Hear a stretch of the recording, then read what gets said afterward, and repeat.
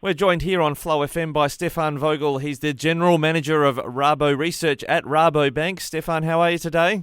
I'm doing very good. Thanks for having me. Well, we've been doing very well also on the agricultural front here in Australia in a number of sectors, but things sort of levelling off. Is that a fair way to summarise just where we're at the moment? Yeah, absolutely. I mean, if you look at the volumes, we've done exceptionally well across Australia, be it in the cropping space, but also on the livestock side. But now we're a little bit at the point where global prices have fallen dramatically in the last couple of months across pretty much everything from inputs, which is good for us, like fertilizers, but really also key outputs like grains and so on. So we're trying to find a bit the bottom here and hopefully give farmers still decent margins for the upcoming season. Yes, we'll talk about that upcoming season, and you mentioned fertilisers there a bit later on, but let's start with canola. I'm driving through the paddocks, you see the stalks are still there, farmers getting ready for next season, but the canola price has been running strong. What are you projecting what things are going to go this season? Yeah, canola prices were just exceptionally good last season, given that we had a shortage around the world where we started off with Canada still in the late phase of their drought and reduced volumes. But now the whole deck of cards has changed quite a bit. If you look, the European Union, our biggest import market in the world, has had the best crop in 5 years with the crop they harvested last year. The Canadians recovered from the crop. We clearly had a massive record volume here in Australia ourselves. And even the Ukrainians in the middle of the war have produced decent volumes and are shipping them to the world market. So if you look, prices have come down quite a bit. And we are in the beginnings of planting. Clearly the rains in Western Australia help. We hope we find the bottom here a bit, and we have to work through those very high volumes that we are facing globally these days. Hopefully, actually, in a good year from now, we're looking more optimistic at canola because the Canadians are building a lot of processing capacity. But up until then, canola is probably very well supplied. We don't think there's a whole lot of downside here coming, but it is a market that is a bit in oversupply. And on that front, Stefan, you and I spoke a while back about the Russia-Ukraine crisis, and we're now about 14 months into that conflict. The market across the world, the global food supply chain, seems to have adjusted reasonably well, not only to that situation with the grain corridor, but also the even the gas sector. I'm getting an indication in your reports that maybe even when it comes to inputs, we might have just adjusted back to how we were before Russia-Ukraine levels. Yeah, absolutely. If you look at the Ukrainian side, it is extremely impressive how well the exports are flowing. Clearly, if you look at the start of the season, and their season starts in July, they had a bit of a slow start, but since the whole grain corridor is more or less in place, it works really, really well, and the Ukrainians have diversified their exports. So before the war, pretty much everything they shipped out of the country went through ports, and only marginal volumes went through neighboring countries, be it by rail or by road. Nowadays, you can say 25 to 30% is moving on the land away into neighboring countries and then into export channels, be it out of the European Union's northern parts in Poland or the southern areas in Romania. And those volumes are hitting the world market, and the Ukrainians are still going strong. Usually at this point in time, after their winter, they are running a little bit low on volumes and they're slowing down, but that is not the case. We have seen them coming very strong to the market. And even more importantly, actually, for us on this side is that the Russians are going extremely hard with their exports as well. There's a lot of wheat coming in the last few months. Every month they're shipping pretty much twice as much as they have shipped last season. And that's adding quite a bit of pressure to the world market. But if you look, the world is now pricing in that the grain corridor out of Ukraine is still in place and probably runs for another 60 days and then needs to be renewed. That is one of those things that can bring some excitement to the market back if the Russians decide that they are unhappy with the deal, and they have now taken up a bit more of a stronger wording in the recent weeks saying, look, we're doing it now for 60 days, not 120 days, the renewal, and if you don't reduce the sanctions on us in China, in Russia, you will face a situation where we may not allow that grain flow to come in. They're clearly threatening for a while. But they're ramping up their wording and their language, and so we need to keep an eye on that. If no grain can come through ports out of Ukraine in let's say, 60 days when that deal is up for renewal again, we would look at a very different situation. The Ukrainians would probably not ship much grain anymore to the world market, and then we would probably see prices recover. But it is a lot of ifs and whens and highly political, so we will have to see. On the gas side, and you mentioned it there, gas prices are extremely low these days. Again, if you look, the last real price spike in urea we have seen globally was driven a lot by the fear that the European Union would run out of gas. But we didn't run out of gas in Europe, and I say we because I am European. But if you look, what we actually faced over here was extremely high prices, partly 10 times as high as usual. And at that point in time, a lot of the fertilizer producers, because urea needs a lot of gas as a key input, they just turned off the production and said, well, we're not making margin, even with urea prices at that point very high. And since the gas supply has improved, and actually, if we look around the world now, also the fertilizer prices have fallen dramatically in the last couple of months, which is really, really good news for us in Australia as farmers, because we're importing pretty much all of our urea and our fertilizers, but also for many other farmers in the world. But the buying has not been very strong so far from farmers, and we are at the point a little bit to see when do we find the bottom in those fertilizer prices, because clearly the Northern Hemisphere winter grains are now waking up after the winter dormancy. They need some fertilizers.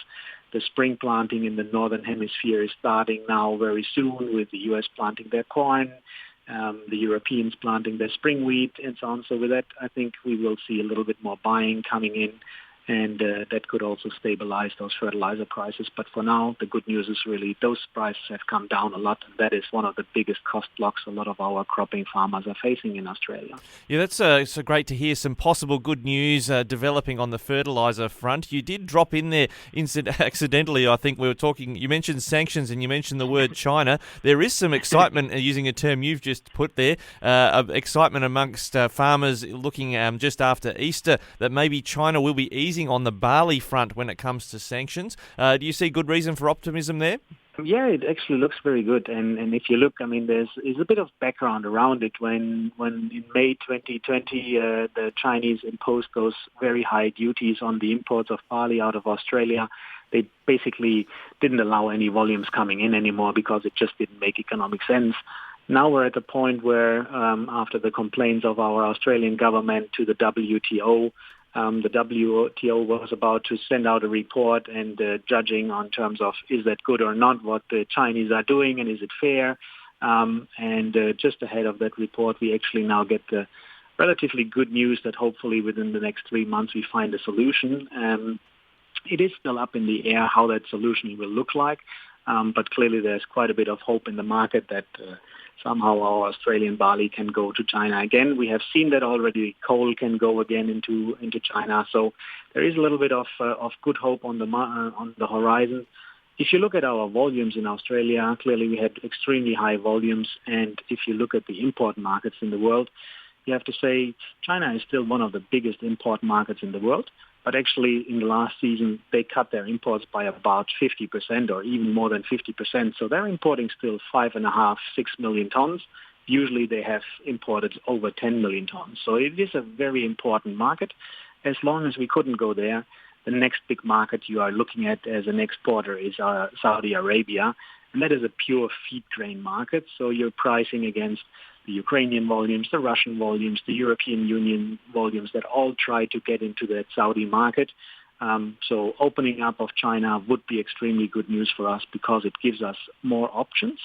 And at the end of the day, I'm a bit more optimistic here that we actually get it done. So hopefully, let's say in 2 months, 3 months' time, we're going to see if and when Australian volumes can go. But for us on the barley side, clearly we need to move a lot of volume these days to the world market because we had these extremely good crops. Now, we're speaking with Stefan Vogel. He is the head of research at Rabobank, and we are talking about how the outlook's looking pretty good for our farmers. We were talking earlier about the Chinese demand when it comes to barley potentially picking up and the lifting of sanctions. On the wool front, we know that we've got a lot of congestion in our supply chain here, and we desperately need the Chinese to start buying more wool. Is that what you're seeing happening in coming months? Yeah, I mean, that's kind of the key outlet market for our wool. And if you look on the wool side here in Australia, and the same is true for sheep meat, we have probably record inventories and we will have a record production here throughout the year. So with that, we need to move goods to the world market, and a lot of the volumes, and when I say lot, we're talking close to somewhere 90% of our exports of wool have to go to China for processing. Let's hope that all these good news that we're seeing in terms of barley and coal exports, hopefully being able to go to China, will also mean that the wool market will not face any issues going forward, because clearly when you move into the Chinese market, you always also need to fear what happens there on the geopolitical side. They've just done their military training, which seemed to be like a little bit of a how to capture Taiwan kind of training session. So with that, we need to see if and what and how things are evolving on the geopolitical side. But for wool, as you mentioned, we have unfortunately quite a bit of high volumes over here. Prices are rather on the soft side, and we need those export volumes flowing into China, plus all those other markets that are picking up a few volumes, be it Italy and be it some of the other smaller import countries around the world. Now, moving on from what's on the sheep's back to the sheep meat and beef sectors, you did mention sheep meat briefly there. We've seen a real plunge, particularly on cattle, from some heady heights in recent years. We're still searching for a floor, it seems, on the cattle price, but a little recent rally on the sheep, maybe we're heading in positive direction there. Yeah, and that's kind of where we look at the sheep market being extremely well supplied as well in the country here with the strong livestock numbers we're having. Slaughtering, be it for the sheep, be it for beef, is still a little bit of a bottleneck. Finding all those laborers in the abattoirs is still a bit of a challenge, but overall the high volumes are putting pressure on the prices. As you said, we have seen a bit of an uptick in prices, which is positive. We're still looking at a global kind of headwind, be it economically in many of the key import countries we're dealing with. But for now, the good news is probably also that some of those markets, for example, the United States on the beef side, sees strong imports because they don't have their inventories up. On the sheep meat side, we're seeing Middle East as a key import region taking quite some volumes. So we get those help as soon as prices are a bit softer. We actually find the outlets in the world market, and that's good news.